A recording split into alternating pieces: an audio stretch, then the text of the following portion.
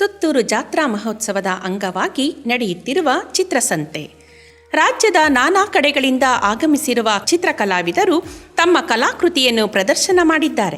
ಅನೇಕರು ಸ್ಥಳದಲ್ಲಿಯೇ ಚಿತ್ರಗಳನ್ನು ಬಿಡಿಸಿ ನೋಡುಗರ ಮನಸೂರೆಗೊಳ್ಳುತ್ತಿರುವುದು ಅವರ ಕಲಾ ಪ್ರತಿಭೆಗೆ ಸಾಕ್ಷಿಯಾಗಿದೆ.